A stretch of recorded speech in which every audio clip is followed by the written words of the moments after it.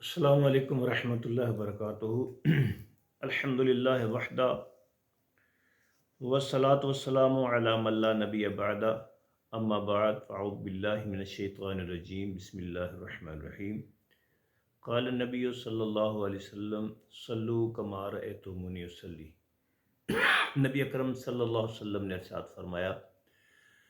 نماز ویسے پڑھو جیسے مجھے نماز پڑھتا ہوا دیکھتے ہو۔ آج ہم صبح کی سنتوں کی اہمیت اور اس کو کیسے ادا کرنا ہے اس کے حوالے سے عرض کریں گے۔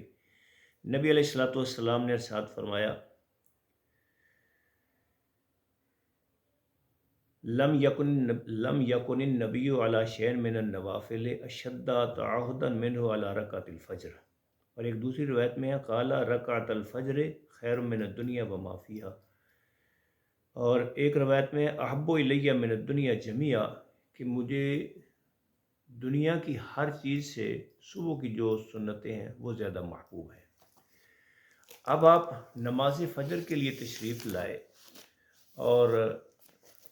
جماعت کھڑی ہے تو اس صورت میں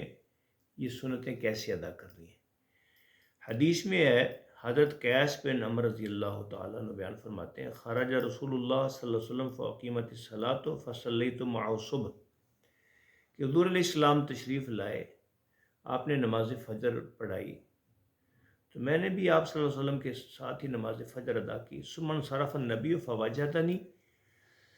تو پھر آپ صلی اللہ علیہ وسلم جب پھرے تو مجھے نماز پڑھتے ہوئے پایا، فقال مہلا، تو مجھے کہا رک جاؤ، ٹھہر جاؤ، یا کیسو الصلاتان معا، کیا دو نمازیں اکٹھی؟ قلتو، تو میں نے عرض کی، یا رسول اللہ صلی اللہ علیہ وسلم، اللہ کے رسول، انی لم اکن رکعتي الفجر، کہ اللہ کے رسول میری فجر کی جو سنتیں ہیں وہ رہ گئی تھی، میں وہ پڑھ رہا ہوں۔ تو قال فلا اذن، تو نبی علیہ السلام نے فرمایا پھر کوئی حرج نہیں ہے، یعنی تو پڑھ سکتا ہے۔ اسی طرح حضرت قیسی سے روایت ہے، وہ کہتے ہیں کہ نبی کریم ران نبی صلی اللہ علیہ وسلم رجلا یصلی بعد الصبح رکعتین، آپ صلی اللہ علیہ وسلم نے فجر کے بعد ایک بندے کو دیکھا کہ وہ 2 رکعتیں پڑھ رہا ہے، تو آپ نے ارشاد فرمایا، فقال النبی الصلاۃ الصبح مرتين، کیا صبح کی نماز 2 بار پڑھ رہے؟ قال له الرجل، اس بندے نے عرض کی، انی لم اکن صلیت مع الرکعتین اللتین، کہ اللہ کے رسول میں نے صبح کی 2 رکعتیں نہیں پڑھی تھی، یعنی جو سنتیں ہیں وہ ادا نہیں کی تھی، قبلہما، جو پہلے پڑھنی چاہیے تھی، فصلیتہما، میں ان کو اب پڑھ رہا ہوں۔ قال فسکت النبی صلی اللہ علیہ وسلم، حضرت قیس کہتے ہیں کہ نبی کریم صلی اللہ علیہ وسلم نے اس پر خاموشی اختیار فرمائی۔ تو ان دونوں روایات سے یہ ثابت ہوتا ہے کہ نبی کریم صلی اللہ علیہ وسلم نے فجر کی سنتیں اگر رہ گئی ہیں، جماعت کھڑی ہے، تو پہلے نماز فجر ادا کرنی چاہیے۔ یہ کوئی بھی نماز ہے، نبی علیہ السلام نے فرمایا جب تم نماز کے لیے آتی اور جماعت کھڑی ہے، تو جماعت کھڑی ہونے کے بعد پھر اور کوئی نماز نہیں ہوتی، پھر آپ فرض کے ساتھ جو ہے وہ شامل ہو جائیں گے۔ تو حضور نبی کریم صلی اللہ علیہ وسلم کے اس تقریری حدیث سے یہ ثابت ہوا کہ فجر کی جو سنتیں ہیں وہ بعد میں بھی سورج نکلنے سے پہلے بھی ادا کی جا سکتی ہیں، اور اہل مکہ کا اسی بات پر فتویٰ ہے کہ لم یروا باسا ان یصلی الرجل رکعتین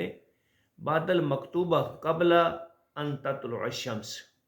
کہ سورج نکلنے سے پہلے اگر بندے کی سنتیں رہ گئی ہیں تو وہ سورج نکلنے سے پہلے بھی پڑھ سکتا ہے۔ ایک حدیث ہے حضرت ابو ہریرہ رضی اللہ تعالیٰ عنہ کی، وہ کہتے ہیں، من لم یصلی رکعت الفجر فلیصلیہما بعد ما تطلع الشمس، کہ ایک بندہ اگر فجر کی سنتیں نہیں نہ پڑھ سکا تو وہ سورج طلوع ہونے کے بعد ان کو ادا کر سکتے ہیں۔ یہ طریقہ بھی درست ہے۔ اور ایک اور حدیث میں ہے، حضرت ابو ہریرہ رضی اللہ تعالیٰ عنہ فرماتے ہیں کہ من ادرک رکعۃ من صلاۃ الصبح قبل ان تطلع الشمس فقد ادرک الصبح، کہ یہاں مراد یہ ہے کہ جو شخص صبح کی نماز تاخیر سے یہ نہیں پڑھتا ہے تو وہ سورج نکلنے سے پہلے اگر 1 رکعت بھی پڑھ لیتا ہے تو گویا کہ اس نے نماز فجر کا ثواب پا لیا ہے۔ تو قضا کی یہ دونوں صورتیں جائز ہیں۔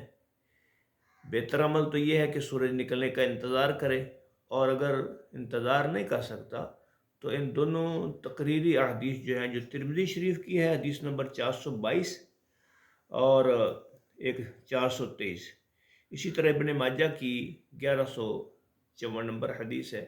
ان دونوں احادیث سے یہ ثابت ہوتا ہے کہ حضور علیہ الصلوۃ والسلام کے سامنے فجر کی سنتیں ادا کی گئی ہیں، تو نبی علیہ الصلوۃ والسلام نے اس پر خاموشی اختیار فرمائی ہے، اجازت دی ہے۔ تو آپ کا یہ خاموش ہونا یا اجازت دینا اس بات کی دلیل ہے کہ یہ فجر کی سنتیں نماز فجر ادا کرنے کے بعد طلوع فجر سے یا طلوع شمس سے پہلے پہلے بھی ادا کی جا سکتی ہیں۔ اللہ رب العالمین ہماری نماز قبول فرمائے۔ السلام علیکم ورحمۃ اللہ۔